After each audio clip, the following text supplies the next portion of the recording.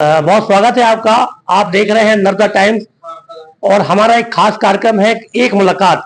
इस एक मुलाकात कार्यक्रम में आज हमारे साथ एक कांग्रेस के कद्दावर नेता हैं जो कि जिलाध्यक्ष भी रह चुके हैं, किसान कांग्रेस के जिलाध्यक्ष रह चुके हैं और पार्टी ने उन्हें सुहागपुर विधानसभा से उम्मीदवार भी बनाया था और उन्होंने काफी मेहनत की थी और जीत के काफी करीब थे। मैं बात कर रहा हूँ पुष्पराज पटेल जी की। पुष्पराज पटेल जो है अपनी आवाज और सभा के लिए पहचाने जाते हैं, धरना प्रदर्शन के लिए पहचाने जाते हैं। तो चलते हैं पुष्पराज पटेल जी से मैं पूछूंगा। पुष्पराज जी, लोकसभा चुनाव है, क्या तैयारी है आपकी? देखिए, तैयारी विधानसभा चुनाव से ही लग गया था कि कोई बहुत अच्छा नेता हमारे यहाँ लोकसभा में आने वाला है। हम सभी लोग पूरी ताकत से, हम लोग चुनाव के रिजल्ट के बाद कोई भी घर नहीं बैठा। खासकर सुहागपुर विधानसभा में तो हम लोग लगातार सतत संपर्क में रहे। उसका फायदा हमें अभी मिल रहा है। हमारे सेक्टर मंडलम कमेटी के लोग, हमारे दोनों ब्लॉक अध्यक्ष, नगर अध्यक्ष, लगातार हम लोग जनता के बीच जाते रहे और यही कारण है कि विधानसभा चुनाव हारने के बाद भी पहला धरना हमने सुहागपुर में किया, लोगों के बीच गए और लोगों की समस्या उठाई। पुष्पराज जी, किसानों का चुनाव है, ये माना जा रहा है कि किसान नेता को भाजपा ने टिकट दिया है और आप भी एक किसान नेता हैं और ये कृषि प्रधान क्षेत्र है। तो ये किसानों की लड़ाई है या आम मतदाता की लड़ाई है? इस चुनाव को कैसे देखते हैं आप? नहीं, किसान नेता थे। भारतीय जनता पार्टी के जो प्रत्याशी हैं वो किसान नेता थे। किसान और भाजपा एक पाले में कभी हो नहीं सकती। जिस दिन इन्होंने आंदोलन किया था, जब तक ये किसान नेता थे, लेकिन जब इन्होंने आंदोलन को शिवराज सिंह जी चौहान के कदमों में समर्पित किया, उस दिन से ये किसान नेता कम से कम मेरी नजरों में तो नहीं रहे। और किसान संघ के लोगों के बीच जब हम इस चुनाव में गए तो हमें ये पता लगा कि उनकी छवि किस टाइप की उनके बीच में बनी। उन्होंने ऐसा महसूस किया कि हम ठगे गए हैं। और मैं भी लगातार 2012 से प्रश्न पूछ रहा हूं कि किन मुद्दों पर आपने 2.5 लाख किसानों का समर्पण, उनकी ताकत, उनका विश्वास आपने एक मुख्यमंत्री के कदमों में रखकर आए, ये बताइए। लेकिन आज 12-13 वर्ष हो गए, कोई भी नेता किसान संघ का ये बात कहने को तैयार नहीं है कि ये शर्त मानी गई थी और इसका हमने धरना समाप्त किया। संजय शर्मा जी को जो प्रत्याशी बनाया है कांग्रेस ने, संजय शर्मा जी 3 बार के एमएलए रहे हैं। अभी पिछला जो विधानसभा चुनाव है वो जीत नहीं पाए थे और पार्टी ने उनको फिर से विश्वास में लिया है कि भाई लोकसभा प्रत्याशी बनाकर यहाँ मैदान में उतारा है कि आप मेहनत करो। लेकिन मैं ये देख रहा हूँ कि कांग्रेस पार्टी की तरफ से कोई बड़ा लीडर जो है ये चुनाव कैंपेन के लिए नहीं आया है और भाजपा ने प्रधानमंत्री मोदी तक को पिपरिया में भेजा। मुख्यमंत्री की सभाएं हुई, पूर्व मुख्यमंत्री शिवराज सिंह चौहान की सभाएं हुई। तो ये मुकाबला जो है ये बड़े नेताओं का और यहाँ अपने कांग्रेस के जो पार्टी के जो नेता हैं वो यहाँ नहीं आए, तो ये किस तरह से ये देखते हैं आप? प्रधानमंत्री जी का आना इस सीट पर यह बताता है कि पिछला लोकसभा सीट जो 5.5 लाख वोटों से जीती, उस पर प्रधानमंत्री जी का आना ये बताता है कि यहाँ कितनी खलबली मची हुई है, क्या पोजीशन है यहाँ भारतीय जनता पार्टी की और क्या स्थिति या भारतीय जनता पार्टी के किसानों के बीच में हो चुकी है। भैया, आज चुनाव चल रहा है, इस चलते चुनाव के बीच में किसानों का अनाज मंडी से वापस आ रहा है, छन्ना लगाने के लिए बोल रहे हैं, उठा नहीं पा रहे हैं। आज 2400 समर्थन मूल्य की बात छोड़ी, आज 2100 में जब आज गेहूं नहीं बिक रहा है जबकि कल वोटिंग होनी है, तो आप अंदाज लगा लीजिए कल वोटिंग होने के बाद किसान के गेहूं हो या धान जो घर में रखे उसकी क्या हालत होने वाली है, ये किसान बखूबी जानता है। और ये स्थिति से इनका शीर्ष नेतृत्व वाकिफ था, इसलिए 5.5 लाख की जीती हुई सीट पर प्रधानमंत्री आए, बाजू में अमित शाह जी आए छिंदवाड़ा, और 4 बार मुख्यमंत्री को आना पड़ा। उसके बाद हालात काबू में नहीं है। पूरी लोकसभा ये किसान बाहुल लोकसभा है, किसान परेशान है, मजदूर परेशान है, नौजवान परेशान है, बेरोजगारी चरम पर है और ये कह रहे हैं सब ठीक है। मैं ये पूछना चाहता हूं कि मोदी की गारंटी थी, हमने तो नहीं मांगी थी।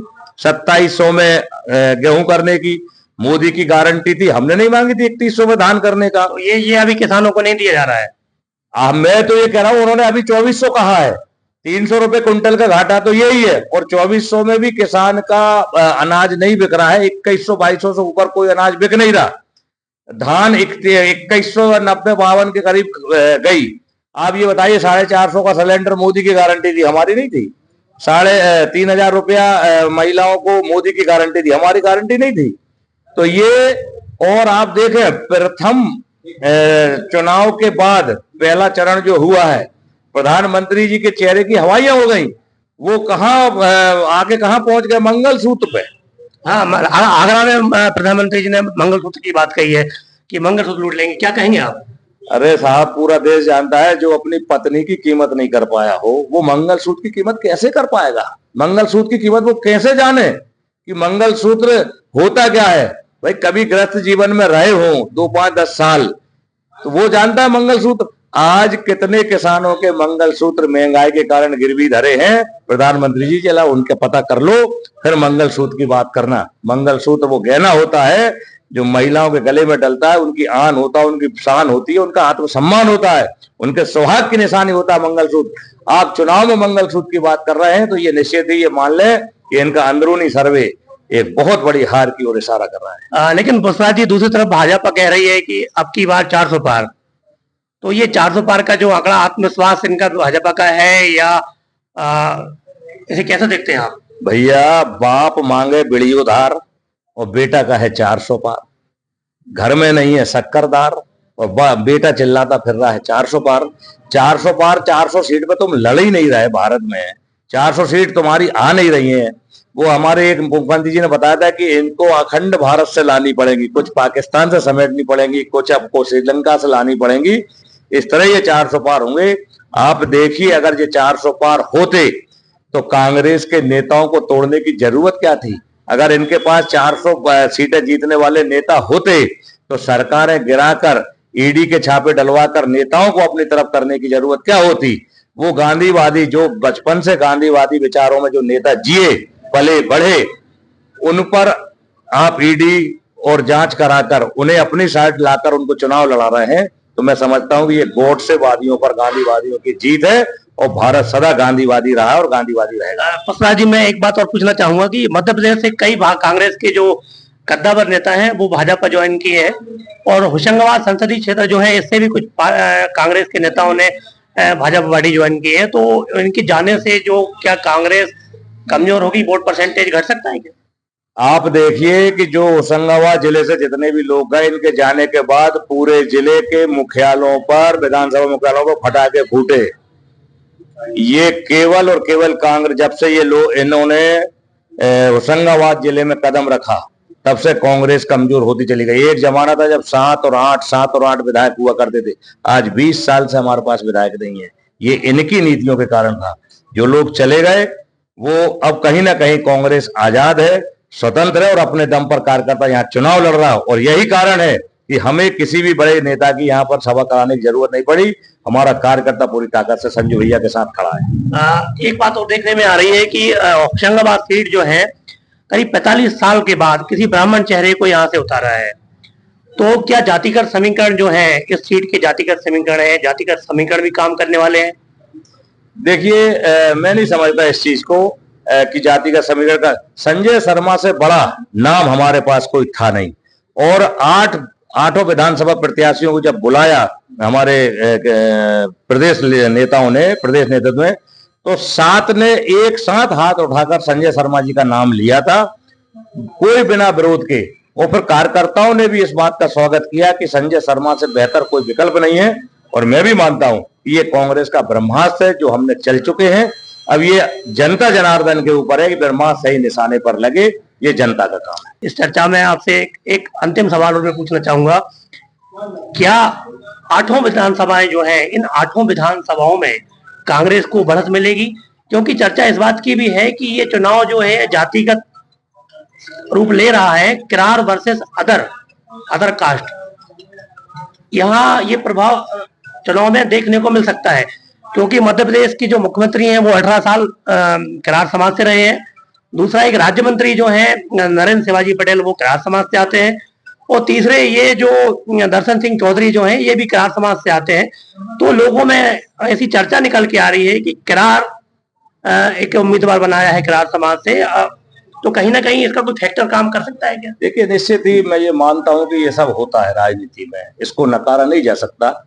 जो समाज लंबे समय तक अगर पॉलिटिकली रूप में पावर में रहती है तो निश्चित है जो उसके साथ जो अन्य समाज होती है उनके अंदर एक घुटन होती है कि लगातार यही क्यों, हम में क्या कमी है या हमारी समाज में क्या ऐसे नेता नहीं है। तो चूंकि अब हमारी विधानसभा में तो किरार समाज ज्यादा नहीं है, 2-3 गांव हैं, तो मैं उस मामले को तो नहीं समझता, लेकिन जहां अगर ये बात है तो निश्चित ही अगर होता होगा, ये इसकी जानकारी मुझे नहीं है। लगातार कैंपेन कर रहे हैं आप, तो अब ये आपको कल मतदान होने वाला है, कैंपेन को लेकर आप कितने लबरेज हैं कि हमारा कैंपेन सब भाजपा से आगे है या हम भाजपा से आगे चल रहे हैं? देखिए, मैं पूरे लोकसभा क्षेत्र में गया कम से कम, और सभी जगह मुझे कार्यकर्ताओं के चेहरे, कार्यकर्ताओं का उत्साह देखने को मिला जो पिछले 20 साल से नहीं मिला। और मैं बिल्कुल ये कह सकता हूं कि हम एक बड़ी लीड लेने जा रहे हैं और संजय शर्मा जी के नेतृत्व में हम ये लोकसभा क्षेत्र जीत। नुक्कड़ सभा देखने को नहीं मिली आप?